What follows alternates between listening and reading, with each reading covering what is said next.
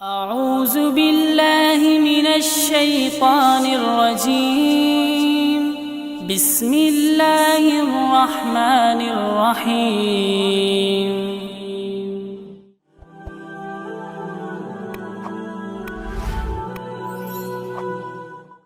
السلام علیکم۔ آج کی یہ ویڈیو ہمارے معاشرے میں ان مجبور لڑکیوں کے اوپر ہے جو حالات سے مجبور ہو کر اپنی عزت بیچتی ہیں۔ ویڈیو شروع کرنے سے پہلے آپ سے درخواست ہے کہ میرے یوٹیوب چینل کو ضرور سبسکرائب کریں اور بیل آئیکن کو بھی دبا دیں۔ برسوں پہلے کی بات ہے کہ اس نے انجمن کو پہلی بار دیکھا تھا۔ دیکھتے ہی وہ اس کے حسن میں کھو گیا تھا۔ بڑی بڑی آنکھیں، گھنی پلکیں، ان آنکھوں میں بلا کی چمک اور آنکھوں میں بر وقت آنسوؤں کا موجود ہونا کسی کو بھی مسحور کر لینے کو کافی تھا۔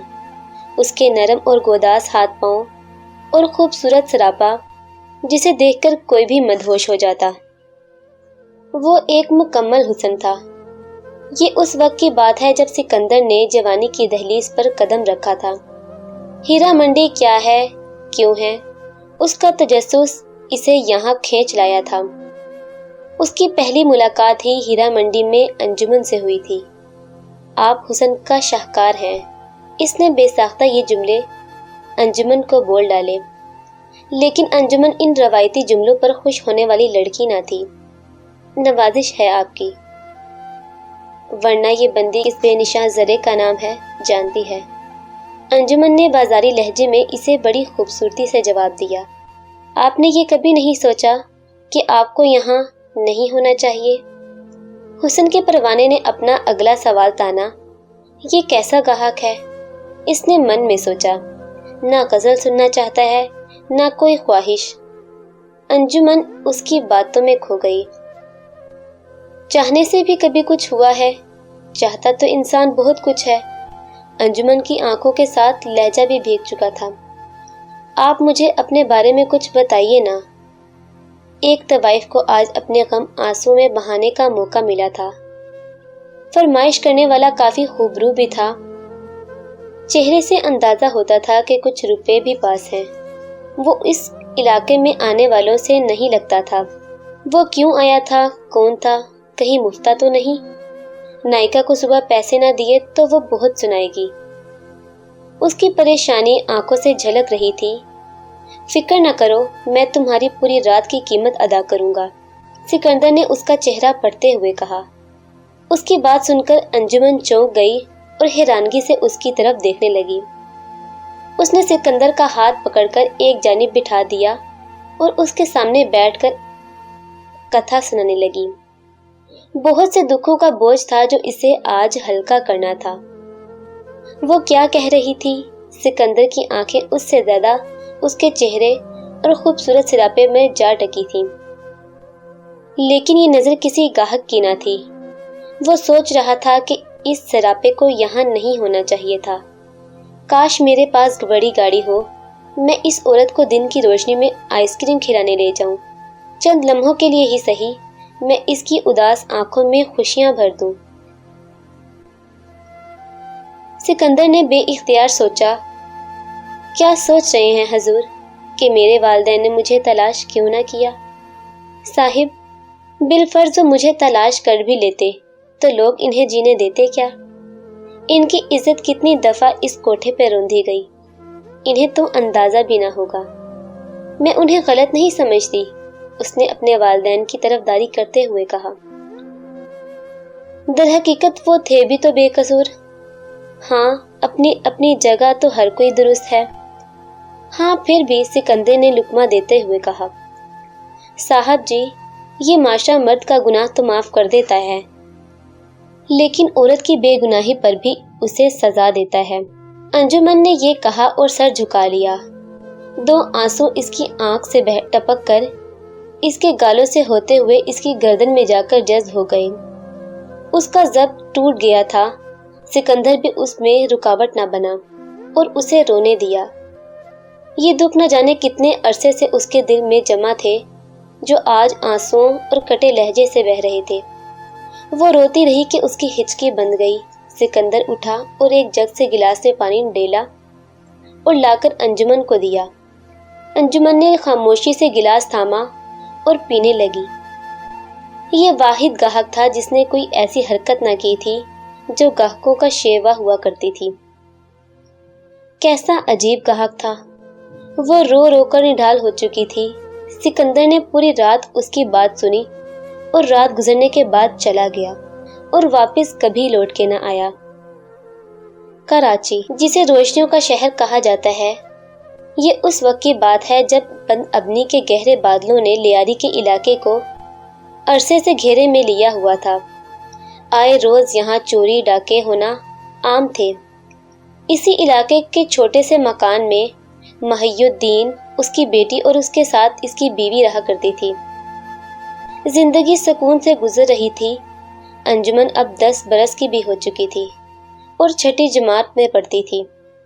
سبھی بچے کھیل کود میں مصروف تھے۔ 2 مسلح گروپوں میں فائرنگ کا تبادلہ جاری تھا۔ بچوں اور پیدل چلنے والوں میں بھگدڑ مچ گئی تھی۔ اس بھگدڑ میں انجمن کی ناک سے آ کر ایک چیز ٹکرائی۔ وہ چند سیکنڈ میں ہی اپنے ہوش و حواس سے بیگانہ ہو گئی۔ بے ہوش کرنے والا اسے اپنے بازوں میں اٹھا کر چل دیا۔ ہر ایک کو اپنی جان بچانے سے غرض تھی۔ کسی نے اس کی جانب نہ دیکھا۔ جب انجمن کی آنکھ کھلی تو وہ ایک مخملی بستر پر پڑی ہوئی تھی۔ میں کہاں ہوں؟ اس نے آنکھیں ملتے ہوئے کہا۔ تم اپنی آنٹی کے پاس ہو۔ وہ چمچماتے ریشمی لباس اور میک اپ سے لدی پھدی عورت کے پاس جا بیٹھی۔ کچی کلی ہے نائکا، پیار سے کچلنا۔ ساتھ کھڑا شخص غلیظ ہنسی اور دانتوں کو بھینچتے ہوئے بولا، ہم جانتے ہیں کہ کلیوں کو پھول کیسے بنایا جاتا ہے اور پھولوں سے پھل کیسے لینا ہے، ہم اچھے سے جانتے ہیں۔ جا تو جوس لے کر آ، میری مینا کے لیے۔ مینا؟ لیکن میرا نام تو مینا نہیں ہے، میرا نام تو انجمن ہے، انجمن نے معصومیت سے کہا۔ ارے پھر میرے اماں ابا کدھر ہیں؟ ارے یہ تو اور بھی خوبصورت نام ہے، نائکا نے پیار سے پچکارا۔ مجھے میرے اماں ابا کے پاس جانا ہے، انجمن مچل رہی تھی۔ نہیں، پہلے جوس۔ نائکا نے جوس کا گلاس اسے پکڑایا۔ نہیں، مجھے جوس نہیں چاہیے، مجھے میرے ابا کے پاس چھوڑاؤ۔ انجمن مچل رہی تھی، بھاگنے کی کوشش کر رہی تھی۔ نائکا نے اسے اپنی طرف کھینچ لیا، بنا کچھ کہے اسے پکڑا اور جوس اس کے منہ میں انڈیل دیا۔ جوس کی صورت میں نشے کا شربت مشکل ہی اس کے حلق سے اتر پایا تھا کہ وہ اماں اماں، ابا ابا کہتی نائکا کے بازو میں ہی جھول گئی۔ محی الدین کے سر پر گویا آسمان ٹوٹ پڑا ہو۔ دیوانہ وار اپنی بیٹی کو ڈھونڈ رہا تھا، لیکن انتہائی کوشش کے باوجود وہ اس کی تلاش میں ناکام رہا۔ اس کی بیوی رو رو کر نڈھال تھی۔ گھر کا آنگن سونا تھا۔ کھیلتی کودتی بچی آنکھوں کے سامنے سے کیسے غائب ہو گئی؟ اس معصوم کے ساتھ وہ کیا سلوک کریں گے؟ کہیں اسے مار دیا تو؟ نہ جانے کتنے ہی الٹے سیدھے خیالات دماغ میں چل رہے تھے۔ صدمہ برداشت ہونے والا تھا ہی نہیں۔ محی الدین کے گھر پہنچنے تک بیوی کی حالت خطرناک ہو چکی تھی۔ صبر کرو، میں نے تھانے میں رپورٹ درج کروائی ہے، ہماری بیٹی انشاءاللہ مل جائے گی۔ اس نے بیوی کو تسلی دی، لیکن وہ خود بھی پھوٹ پھوٹ کر رونے لگا۔ کوئی امید نظر نہیں آ رہی تھی۔ اس کا دل کہتا تھا کہ اس کی بیٹی ہمیشہ کی ہو چکی تھی، اب وہ چاہے بھی تو اسے نہیں ڈھونڈ پائے گا، اور یہ بات اسے بھی ہلکان کیے جا رہی تھی۔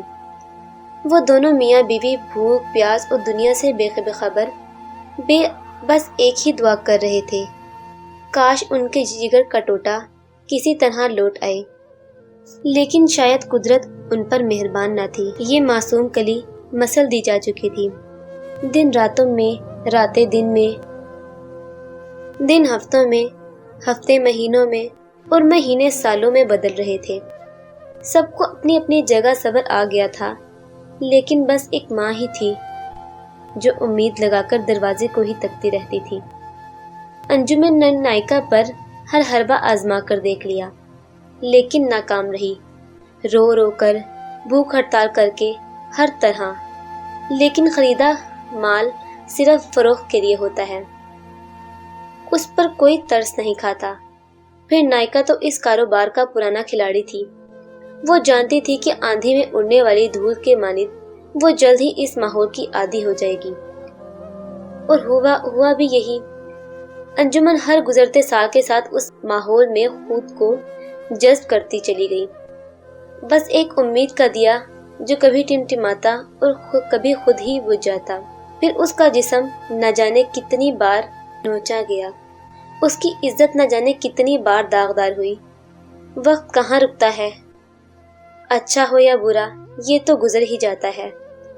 अंजुमन जवानी की तरफ बढ़ रही थी। वो जवानी में कदम नहीं रख रही थी, बल्कि कोई कली खिलकर फूल बन रही थी जिसकी महक हर सू फैल रही थी और देखने वाले उसे तकते ही रह जाते। हुस्न ऐसा भी हो सकता है जैसे किसी संग तराश ने किसी खूबसूरत मुजस्मे को तराशा हो। उसके मुंह बोले दाम पर नायिका उससे बहुत खुश होती थी और इसकी खिदमत और खातिर में कोई कमी न रहने देती।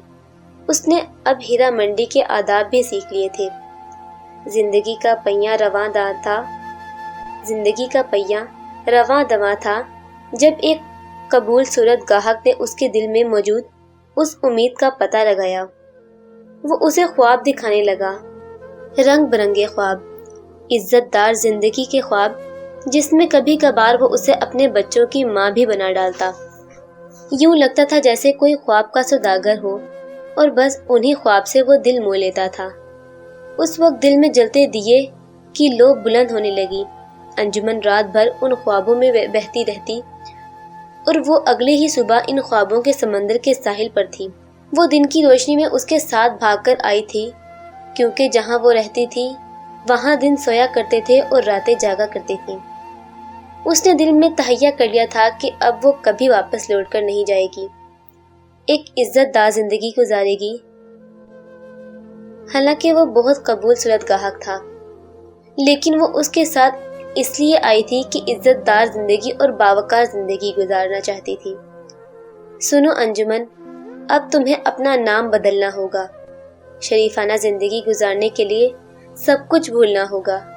वो गाहक जो अब इसका शोहर था, उसने इसका हाथ थाम कर कहा कि इज्जतदार जिंदगी गुजारने के लिए उसे अपनी खाल भी बदलना पड़ी तो वो बदलेगी, बस तुम मेरा साथ देना। अंजुमन ने पुरअज़म लहजे में कहा। क्यों नहीं, नौबेहता जोड़ा कहने लगा। दोनों का निकाह हो चुका था। उसके दूल्हे ने अब शरीफाना तौर पर एक कमरे का मकान किराए पर ले लिया था। वो उसके हुस्न का पुजारी था। आज ये हुस्न उसकी दस्तरस में था। ये हुस्न के पुजारी भी कई भंवरा सिफ्त होते हैं, जहाँ शम्मा जलती देखी वहीं फड़फड़ाने लगे। अंजुमन उसके दिल पर ज्यादा देर राज न कर पाई। ख्वाबों का दरिया, ख्वाबों का प्यार भरा समंदर अब सूख चुका था। अब वो रातों को कभी कभार घर आता और कभी नहीं। अंजुमन का जब जवाब देता जा रहा था, वो भी चिड़चिड़ी रहने लगी। उससे अब ये सब कुछ बर्दाश्त नहीं हो पाया। वो उसके मद्दे मुकाबिल खड़ी हो गई। तुम्हें क्या होता जा रहा है? मैं क्यों तुम्हारे दिल से उतर गई हूँ? हालांकि मैं सब कुछ छोड़ छाड़ कर तुम्हारे जिंदगी गुजारने आ गई। गुस्से से कहा, बददिमाग औरत, क्या चकचक लगा रखी है? जा दफा हो जा, तवाइफ कहीं की। उसके शोहर के ये अल्फाज उसके दिल पर किसी आरी की तरह चले। उसके दिमाग पर गोया कोई चीज गिर पड़ी हो और उसके कान इन्हीं आवाज़ों से गूंजने लगे। अंजुमन जब वो सारी जिंदगी छोड़कर आ ही चुकी थी और इंतहाई दियानतदारी के साथ एक शरीफाना जिंदगी गुजार रही थी, तो ऐसे में तवाइफ जैसे अल्फाज उसकी रूह को चीर देने वाला था। अंजुमन दीवाना वार पूछने लगी, क्या वो मुझसे ज्यादा खूबसूरत है? देख मेरी तरफ, अंजुमन ने दुख से कहा। वो जानती थी कि उसका हुस्न क्या है। शोहर उसके मुकाबले में कबूल सूरत भी न था। हुस्न? तेरा हुस्न? वो गुस्से से तलमिला उठा, सीधा गुस्ल खाने की जानिब बढ़ा जहां तेजाब पड़ा हुआ था। उसने तेजी से तेजाब की बोतल उठा ली और तेजाब की बोतल खोलकर अंजुमन के चेहरे पर डाल दिया। दर्द की वजह से अंजुमन की चीखें निकल गई। वो मुंह पर हाथ रखकर बैठती चली गई। अब संभाल अपना हुस्न, शोहर जोर से चिल्लाया और कमरे से बाहर निकल गया। अंजुमन बयान करने लगी, लेकिन यहाँ सुनता भी तो कौन। मोहल्ले वालों से तो वो कभी मिली तक न थी कि कहीं कोई पुराना गाहक न निकल आए। उसकी बैन की आवाज सुनकर कुछ लोग वहां आ निकले। एक औरत ने आगे बढ़कर उसके चेहरे से हाथ उठाए जो बुरी तरह झुलस चुका था। इसे हस्पताल ले चलते हैं। इसका मियाँ तो भाग गया। उसे किसने हस्पताल पहुंचाया वो नहीं जानती थी। हस्पताल सरकारी था, उसे एक जानिब लिटा दिया गया। सब चंद लम्हों बाद अपने अपने घरों को लौट गए। एक नर्स ने उसे पर तरस खाकर उसे बिस्तर पर लिटा दिया। चंद दिनों बाद उसकी जिल्द बहाल हो गई, लेकिन उसका हुस्न खत्म हो चुका था। वो किसी न किसी तरह हीरा मंडी पहुंची तो नायका वहां से जा चुकी थी। बहुत ही तलाश के बाद वो एक पोश इलाके में नायका के पास जा पहुंची। अरे वो इज्जतदार था, लेकिन था तो गाहक ना। नायका ने उसकी रोदात सुनी तो उस पर चिल्लाई, लेकिन नायका आज भी उसके साथ उतनी ही शफीक थी। और फिर अंजुमन के पास उसके अलावा भी क्या रास्ता था। नायका ने आज भी उसी तरह उसे बाहों में समेट लिया, जैसे वो पहली बार बिक कर आई थी और इसकी बाहों में थी। जिंदगी के 28 बरस गुजर चुके थे। सिकंदर की जिंदगी में बदलाव आ चुका था। अच्छी नौकरी, बड़ी गाड़ी, बीवी, बच्चे, सब कुछ। वो लाहौर आया तो उसे जिसका पहला ख्याल आया वो अंजुमन थी। वो अपनी बीवी के साथ हीरा मंडी की जानिब चला आया। आप यहाँ किस लिए आए हैं? मैं यहाँ एक तवाइफ अंजुमन को ढूंढने जा रहा हूँ। मैंने एक अरसे पहले खुद से अहद किया था कि अगर मेरे पास एक बड़ी गाड़ी हुई तो मैं इसे आइसक्रीम खिलाने ले जाऊंगा। क्या मतलब? आप एक तवाइफ को ढूंढने जा रहे हैं? उसकी बीवी चिल्लाई। आज के दिन सह लो, तुम जानती हो मैं तुम्हारी इमानत में कभी खयानत नहीं की और ना कभी करूँगा। बस आज मुझे अपना वो वादा पूरा करने दो। सिकंदर ने प्यार से उसका हाथ थामा। वो तिल मिला कर रह गई, लेकिन बोली कुछ नहीं। सिकंदर गाड़ी चलाते उन भूले बिसे लम्हों को भी याद कर रहा था जब उसने अनारकली जाने की ठानी और वहां अंजुमन से मुलाकात हुई। उसने उसके हुस्न को किस तरह सराहा था और वो आज भी उसकी यादों में इसी तरह जवान था जिस तरह वो पहली बार मिला था अंजुमन से। वो रात किसी ख्वाब से कम न थी, एक हसीन ख्वाब जो जिंदगी सारी रंगीनियां समेटे हुई थी। 2 घंटे तलाश के बाद वो अंजुमन के ठिकाने एक पोश इलाके में पहुंच ही गया। वो गाड़ी से उतरा और घर की बेल बजाई। यहाँ अंजुमन रहती है क्या? एक जले हुए चेहरे वाली औरत ने दरवाजा खोला, जिससे उसने पूछा, जी मेरा नाम ही तो अंजुमन है, लेकिन मैं जिस अंजुमन को जानता हूँ वो।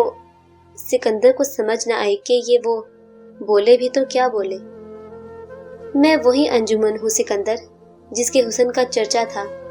बस एक गाहक ने जिस्म के साथ रूह भी जला डाली। उसके लहजे में न जाने क्या था कि सिकंदर उसकी जानिब देखता ही रह गया। एक तवाइफ जिस तरह मर्जी शरीफाना जिंदगी गुजार ले, लेकिन ये जमाना उसे अपनी ठोकरों पर ही रखता है।